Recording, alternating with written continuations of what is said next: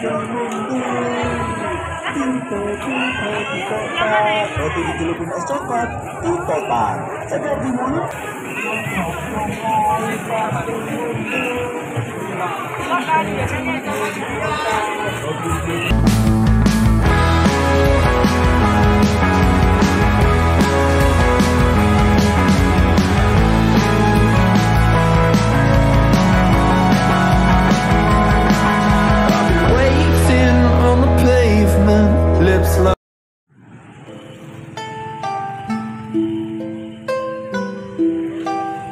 Halo semuanya, ketemu lagi dengan aku.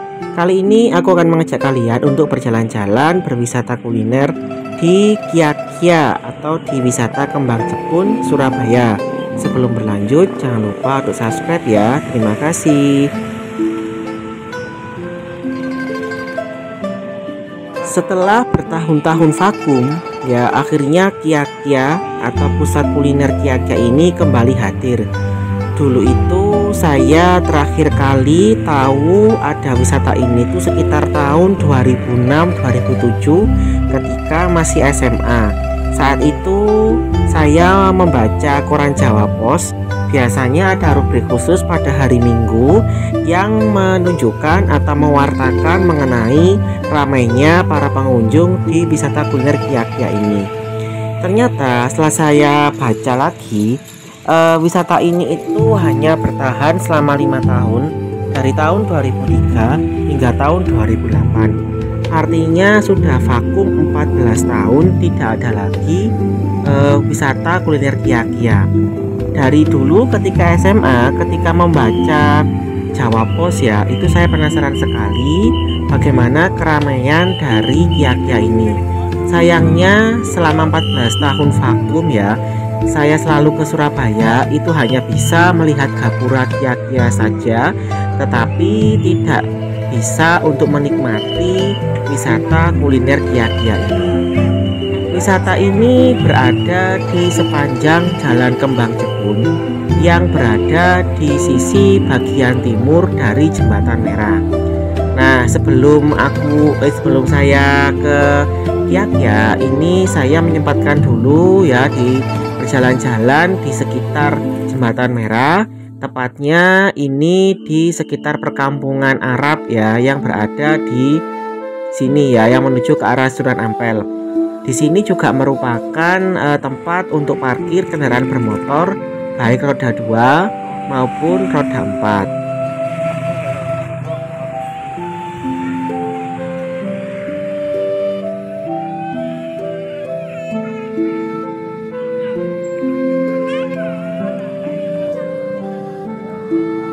Kalau kalian mau naik transportasi umum menuju Kyakya ini, kalian bisa turun di halte Jembatan Merah atau di halte Veteran. Tetapi menurut saya paling dekat ya dengan Jembatan Merah. Di sini ini sudah ramai pengunjungnya karena memang ada euforia bagi warga Surabaya untuk datang ke Kyakya ini yang hanya buka kalau tak salah hanya hari Sabtu dan hari Minggu saja. Jadi selama 2 hari ketika weekend itu Jalan Kembang Jepun ditutup untuk kendaraan bermotor ya, dan hanya bisa dilalui oleh manusia, artinya oleh para pejalan kaki maksud saya ya. Nah, sekarang kita sudah masuk ke Kyakya. Ini ada gapuranya ya yang ikonik itu. Kita lihat ada apa saja di dalamnya.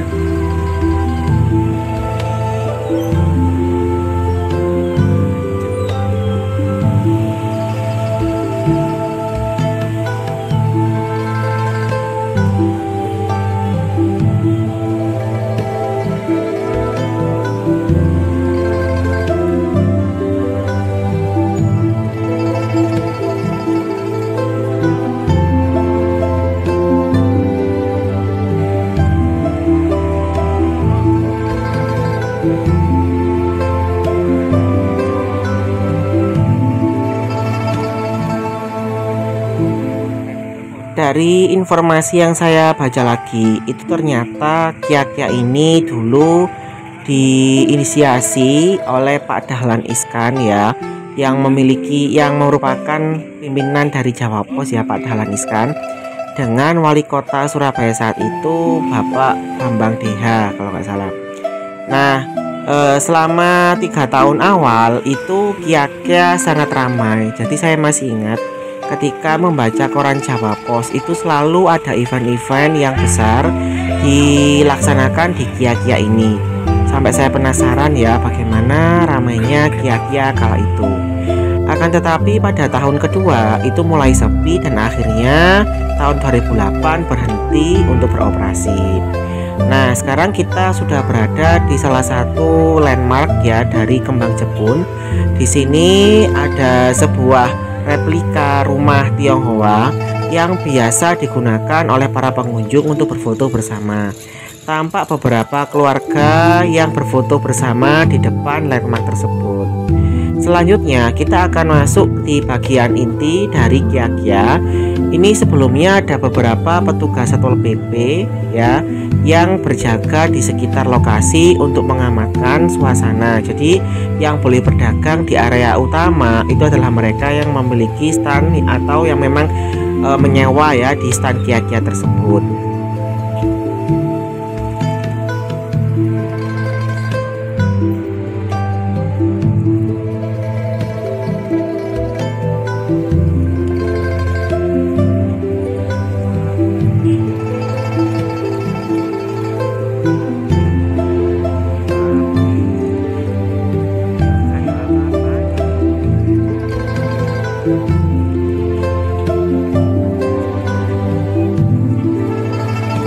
Nah, ini ada mobil karaoke ya yang dulu ketika sekolah atau kuliah itu sering saya datangi. Ini ada dari NAF ya.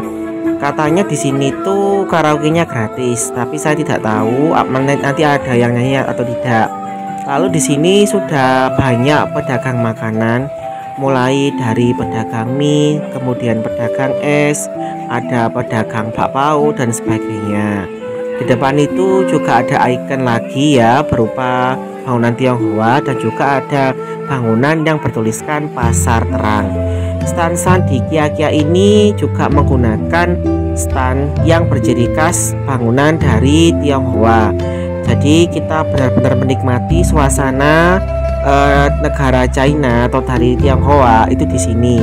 Bahkan lampu-lampu lampionnya itu sudah didesain khusus ya sepanjang jalan Kembang Jepun ini sehingga cukup memanjakan mata dan bisa digunakan untuk berfoto bersama.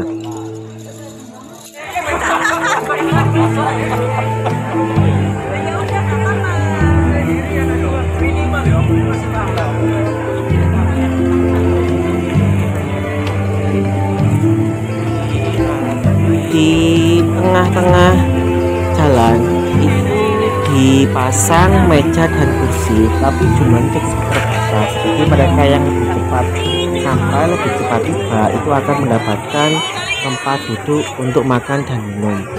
Sementara kalau yang tak dapat tempat duduk ya makan dengan berdiri, atau itu di sebelah kiri dan kanan atau di pinggir jalan ada juga tempat duduknya, tetapi tidak sebesar di bagian tengah ini. Nah, kita juga ini sudah sampai lagi di landmark dari Kiagya. Ini ada pintu khas dari Tionghoa. Lalu ini ada pedagang makanan, pedagang hot plate ya, yang cukup diserbu oleh para pengunjung karena tertarik bagaimana rasanya. Saya sendiri ini masih mencari kira-kira makanan apa yang bisa saya makan. Karena saya sudah makan malam ya, mungkin nanti akan beli cemilan saja. Saya ingin makan bakpao. Nah, ini sudah banyak juga para pengunjung yang asik dengan makanan mereka masing-masing.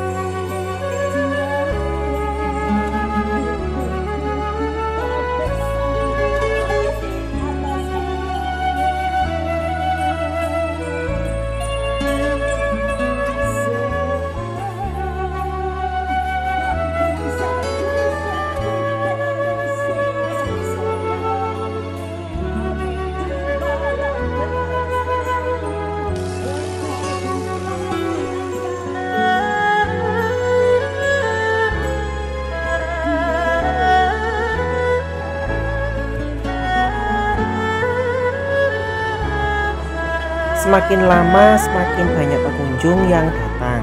Rata-rata mereka datang setelah sholat isya ya, sekitar pukul 7 malam. Karena tidak ada tempat, ini saya mengemper ya di depan toko yang sudah tutup. Di sini juga banyak pengunjung yang menggunakan pelataran dari toko tersebut untuk makan dan minum jajanan yang sudah mereka beli.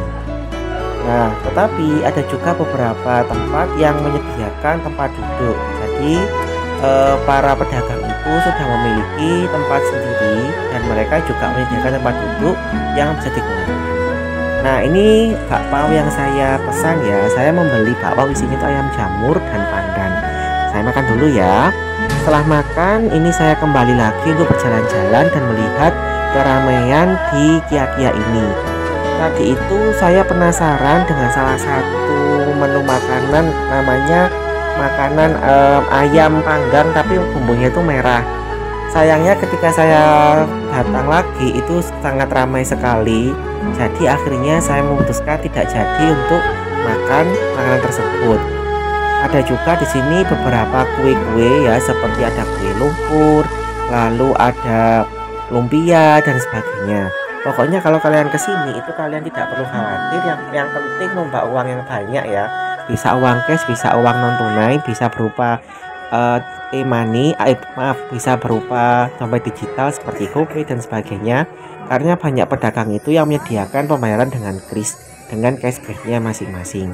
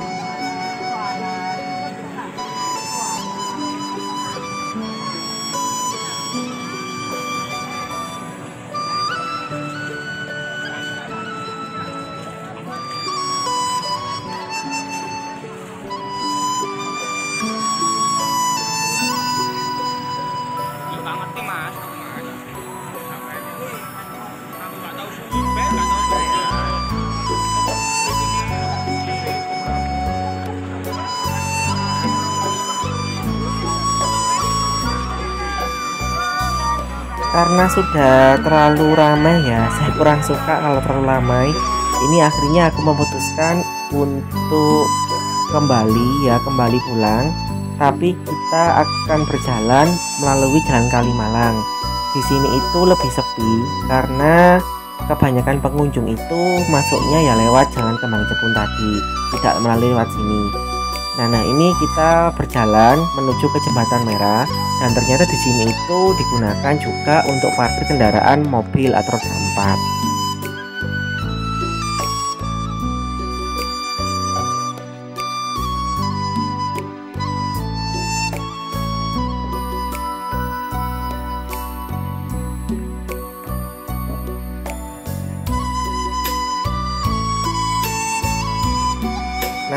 itu tampak Gapura Kiagia.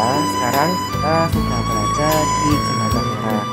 Rencananya ini saya mau naik Surabaya Bus ya, masih keburu karena waktunya masih ada sekitar jam 8 lebih 15 menit.